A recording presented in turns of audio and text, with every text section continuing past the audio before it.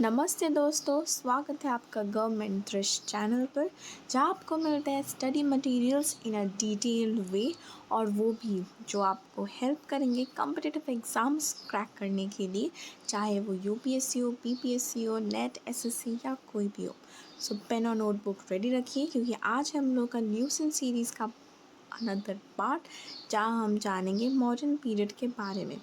Till now we have covered the Vedic age, the religious movements, the later Vedic period, the early Vedic period, about the different dynasties which existed at that time, about the rulers and many more. So from today onwards, let's get started with another sources as well. So first we will dealing with the modern period today, which is from 322 BC to 185 BC. Let's get started, and do not forget to like, share and subscribe our channel to get such detailed information of the variety of subjects. So let's get started. First we'll be knowing about the sources of Mauryan history.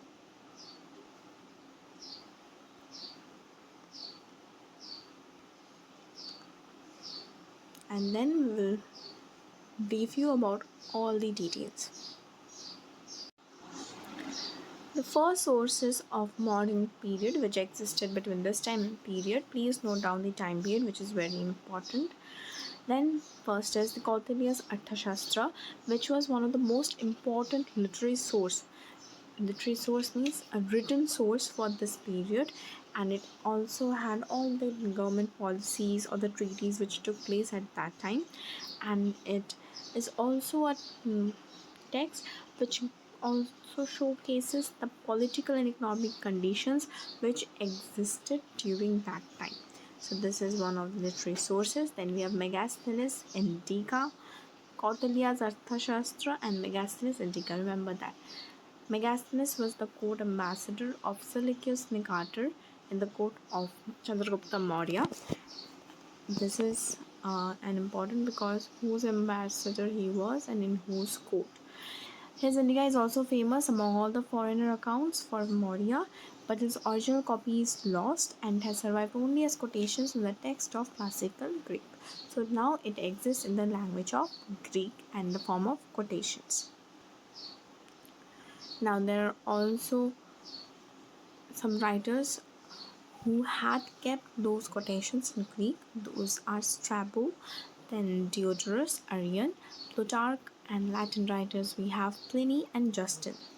It also refers to the modern administration as a seven-caste system, and you also say that there was no slavery which existed in the West at that time, but it was absent here and also usually in India. Then another source, see these are important, let me highlight. Then you have Vishakadatta's Mudra Rakshasa. Okay, now let's know about it, that it was written during the Gupta period, like it was written and compiled during the Gupta period, but it describes Chandragupta Maurya's reign also, that how he got the help of the Chanakya, whose another name is Kautilya, to overthrow the Nandas.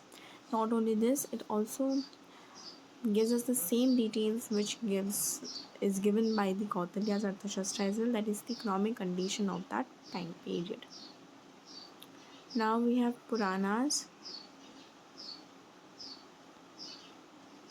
which are the collection of the teachings which were provided by the religious gurus, or we have the religious people of that time, and they also give us the chronological order. Chronology means the things on a order, like from where it started, from where it ended. This is the chronological order, and it was given of all the modern kings of that time.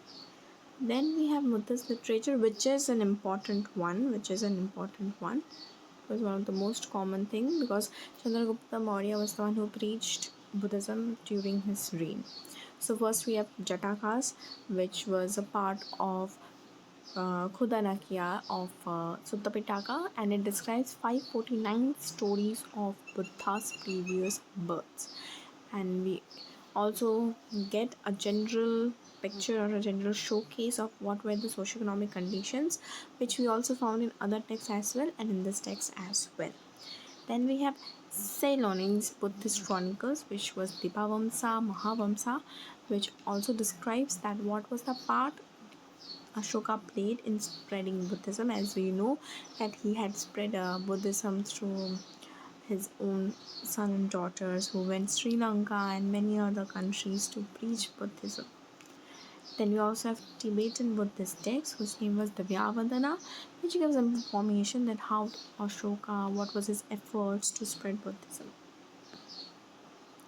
Then we have archaeological sources, and among archaeological sources we have Ashokan edicts and inscriptions.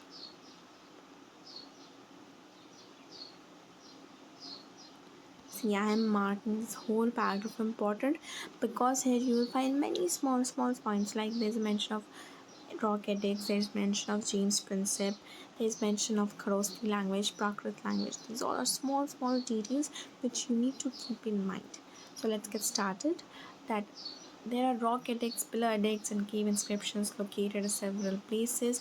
So earlier those were literally sources, and this is archaeological sources, which are archaeological finds which are found through excavations and discoveries. Okay, so these are all the things that are found in the Indian subcontinent, which includes rock edicts, pillars, and why their importance, how the importance came to appreciate, and through whom. And it was only the decipheration which was made by James Princip, and it was in the year 1837 that the identification of Ashoka as author of all those edicts came in front, and then the identification was started. Then majority of them with the nature of Ashoka's proclamation. Then only a small group of them described his own experience, that was Buddhism, and it also described the relationship with the Sangha community. Now, though Prakrit, we all know was the language which was commonly used by them, we have also a variety of languages used which was from region to region. Like we have different languages in South India, we have different languages in North India. It was prevalent at that time also, such as Kharosthi was in the northwest, then Greek and Aramaic in the west, then we had Brahmi in the east of India. Okay, so this was the Ashokan edicts and inscriptions. Now let's know about the other inscriptions which existed. Junagadh rock inscriptions, that was of Rudra Raman, which was one of the you can say successor of the Mauryan Empire. Then we have Sohagura copper plate inscription in Godapur district of UP. Then we have Mahastan inscription in Bogara district of Bangladesh. All these are directly concerned with the Mauryan period, though they are believed to be not necessarily those of Ashoka. Okay, so these may not come directly. It may come that where does Bogara district fall? Where do we found this Sohagura copper plate? In which district or in which state? It can come in this basis. So I'm just marking those places. Then we have material remains, that is wooden palace of Chandragupta Maurya. Then we have northern black polished ware. Then we have silver and copper coins. Where it was found in Kumharharat, that was in Patna. So this is important, that where was the silver and copper punch marked coins found, which acted as a material remain. Okay, so this is somewhat important, but here is this chart which you may find more important and more elaborative, and it will help you in understanding the Ashokan edicts inscription in a better way. First, we have the 14 major rock edicts which we were talking about, and what are its contents, that is various principles of Dhamma, and these are the places where it's found. Then 2 Kalinga rock edicts. More than this one, the edicts which are having just one location, give your focus on that mostly that places come in questions. Then we have minor rock edicts, these are contents. This is Kalinga War. Then we have Habru Bhairath rock edicts. Then we have pillar edicts, that is 7 pillar edicts which is found in this places. This is the contents. 4 minor pillar edicts. We have 2 Tarai pillar edicts. Then we have cave edicts, that was 3 Barabar Cave Ashoka's toleration, that was Barabar Hills in Gaya, Bihar edicts. So these are some very important cave edicts also came into existence through excavations and through more discovery. Now let's know about the Ashokan 14 major rock edicts. What were the 14 major or 14 important? First, we have the prohibition of animal sacrifice and festival gatherings. He absolutely rejected the policy of animal sacrifices or any such gatherings for idol worship. He believed in social welfare, good of all. He had huge respect for the Brahmanas. And he also showed courtesy to the relatives, those who were elder than him, and also love and more consideration and respect for animals as well. And what did he appoint? He appointed Dharma Mahamatras, and these Dharma Mahamatras were the one who acted as officers and who used to preach Buddhism. They used to look after the whole religion as well. And he formed the organization of administration through Dharma Mahamatras' help. Then he also didn't tolerate any such of division, but there were sects, so he was tolerant towards them. Then he also made a system of Dhamma Yatras. Then he also said that attack on meaningless ceremonies. He was not at all in favor of idol worship. He didn't believe in any such rituals followed, so he was totally against that. And he also believed that there should be non-violence and we should fight against anything which is affecting us through dharma and not war. And he also appealed that there should be tolerance, there should be love and compassion among all religious sects. And then we have the Kalinga War, which mentions 5 contemporary Greek kings. Then we have inspiration to spend religious life. Okay, so these are the 14 major edicts. Now, how this Mauryas came into existence? What are its origin? So the Puranas describe them as Shudras. They were Shudras, the lower hierarchical orders placeholder. And this Mudrakasha of the Vishakadatta uses this term Rishal Kulani of low clan. Then you have classical writers such as Justin, which described Chandragupta only as a man of humble origin. He was very humble. Then we have Junagadh rock inscriptions of Rudra Raman, which have some indirect evidence. What was that? It has been telling that Mauryas was of Vaishya's origin, not Shudra's origin. Then we have some Buddhist work also on the other hand, which tried to link the Mauryan dynasty with the Sakya Kshatriya clan, to actually the clan to which Buddha belonged. They tried to note him or connect him with that. But according to them, the region from which the Mauryas came was full of peacocks, and hence they came to be known as Mauryas. But it is obvious that from this that the Buddhists were trying to elevate the social position of Ashoka. Like as it was found that he was from Shudra, so these Buddhists were trying to uplift the social position of Maurya as he had helped preaching Buddhism. So they just wanted to give them a good social position, so they connected the dots with Buddha.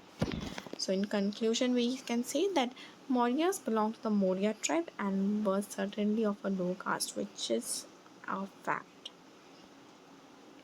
Now, Chandragupta Maurya's reign was from 322 BC to 298 BC, and Chandragupta Maurya, he dethroned the last Nanda ruler, which I've already learned, that Dhanananda, and he occupied Patliputra in 322 BC.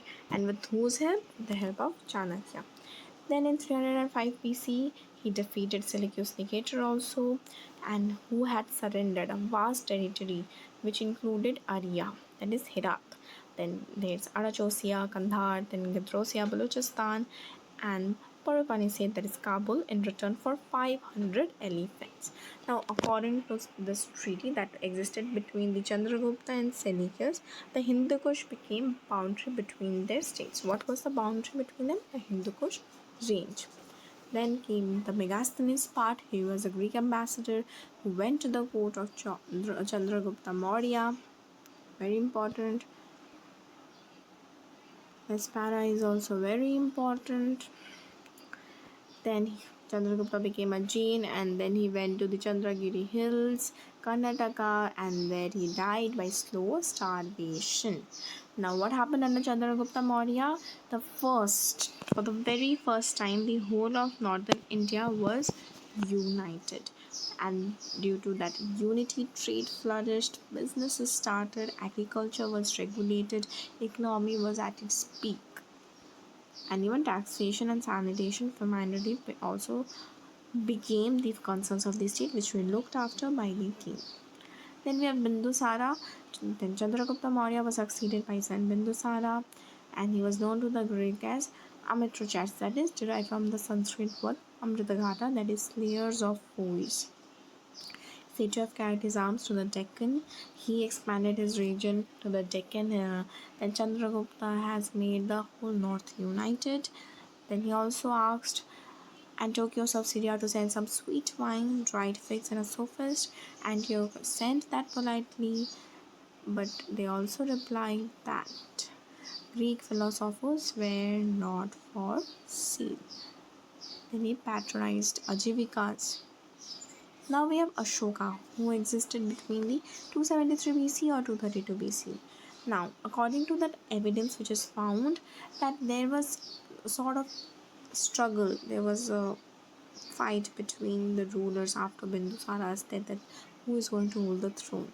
And then Ashoka took the throne by killing his 99 brothers, but he spared Tissa, which was the youngest one. And then what happened? Radhagupta became a minister, and then he helped in him, and this succession war took place. He went on securing one position after another, and then he crowned himself as the prince, as the king in 269 BC. Now, what happened under Ashoka? The Mauryan Empire reached its peak, reached its climax, was at its best. Now, for the first time, subcontinent living out the extreme south were under imperial control. Yes. Now, please look into this edicts, which you may find very important. Now, after this, Ashoka fought the Kalinga War, that was in 261 BC, in 9th years of his coronation, and then the massacre or the killings, the atrocities that happened, which moved him. After looking into the dead bodies, he was deeply moved, so he gave up war. He was really moved by this bloodshed, so he now was not a pacifist, so he left that, and now he pursued the policy of peace. And then what he happened, he retained Kalinga after that conquest, and then he sent his missionaries to the kingdom of Cholas and Pandyas and 5 states ruled by Greek kings. And he also sent his missionaries to Ceylon, which was the earlier name of Sri Lanka, then Burma, and also parts of Southeast Asia. Let's know about his Dhamma as well. He was not as a sectarian faith. He had a very broad concept for his Dhamma. So he believed that people should obey their parents, pay respect to Brahmanas, Buddhist monks, and show their mercy to slaves and servants. He held that if people behaved well, then they would go to heaven, that is what. But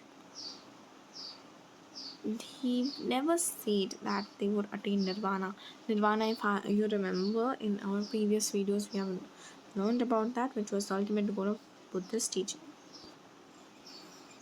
Now let's know about the later Mauryas which existed. The Maurya rule existed about 137 years. Yes, a lot of time period. And then Ashoka's death was followed by the division of Mauryan Empire into 2 parts, that Western and Eastern. The western part came to be known ruled by his son of Ashoka, Kunala, and eastern part by Dasaratha. Last Mauryan ruler was Brihadrata, and he was assassinated in 185 by Pushyamitra Sunga. Sunga dynasty came into existence after Mauryan dynasty. Now, what was its decline? High centralized administration, pacific policy of Ashoka, Brahmanical reaction, These are the things which we have already discussed before, so just give a look. Then partition, then weak rulers, pressure on modern economy. Okay, so these are now the Chandragupta kings, other names as well as their kings. Okay, so these are the other names which are mentioned in other texts. Now let's know about the modern administration. The king was the main one who looked after the administration. And now, what was the saying of Kautilya or Chanakya, that there were 7 elements of states: king, secretary, territory, fort, treasure, army, and friend, which were what? Saptanga theory. This was the Saptanga theory, and which had the Raja, Amatya, Janapada, Durga, Kosha, Sena, and Mitra. Get through this, make a note of all of that. Then they had Mantri Parishad, which was assisted by the king, and they had the Yuvraja, that is the crown prince, the Purohita, the chief priest, the Senapati, the commander in chief, and other few ministers. Here is some of the important officials: Sanidata Samartha, Padesta, Chief Treasury Officer, Collector General, Chief Justice, Civil Court, Criminal Court. Even that time, courts used to exist. Now let's about the Dharma Mahamantras. This was the new post which was created by Ashoka, and they had what was their function. These are the function we were learning since that time. Dharma Mahamantras. What are their function? They used to propagate dharma, and they used to take care. Then these are all the roles given of all the officials. Just give a look of that. Not everyone thing is important. Just a reading will be done. Now let's know about the provincial administration. These are the provinces and the capital. These are very important. Northern province capital Taxila, Western Ujjain, Eastern and Central Patliputra, Eastern Toshali, that's Kalinga. These are very important. Very, very important. So these are the administrative units, their heads. This is also very important. Chakras, we have Kumara, Ahar, we have Panishika, Sadhana, Kram, Gum. Okay. Now let's about the municipal administration. Kautilya, they had a lot of rules in his book actually, which was for the Nagarik, that is a city. Now, Megasthenes' account of the system, they had 6 committees of 5 members. Their functions are also being mentioned there. There is art, entertainment, registration of birth and breed, trade and commerce, like just like a state, everything was mentioned. Then army was one of the most important forte or feature of modern administration. They had maintained a navy as well. Now the army carried 30 officers, which was divided into 6 committees, and they had infantry, cavalry, elephants, chariots, transport, navy. They also have 2 type of detectives, stationary and wandering. Just imagine the level of army level, administration level they had. Then this is economy. The state controlled all economic activities, which is very usual. They collected taxes as well, 1/4 to 1/6. Then also provided irrigation facilities, tolls were levied. Then also enjoyed monopoly in every work, that is mining. Then we have Solgura, this district we already discussed. They provided relief measures. Overall, it was a very happy administration. Then we have society. It was not rigid or didn't have that strict Varna system. Arthashastra, it looked upon the Shudras as an Aryan community, and it distinguished them from the Mecha or non-Aryan community. Like there was no such caste system, and people were not so much deprived that time. Then the reduction of gap was done. Like the difference was reduced between the Vaishya and the Shudras.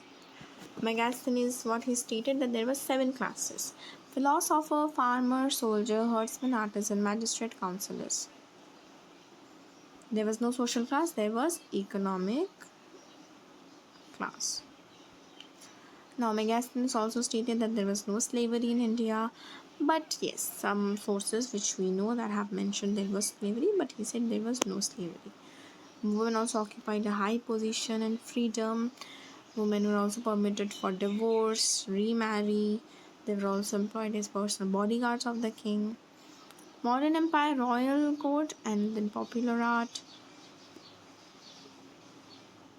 There was some wooden pillars. This is not that important.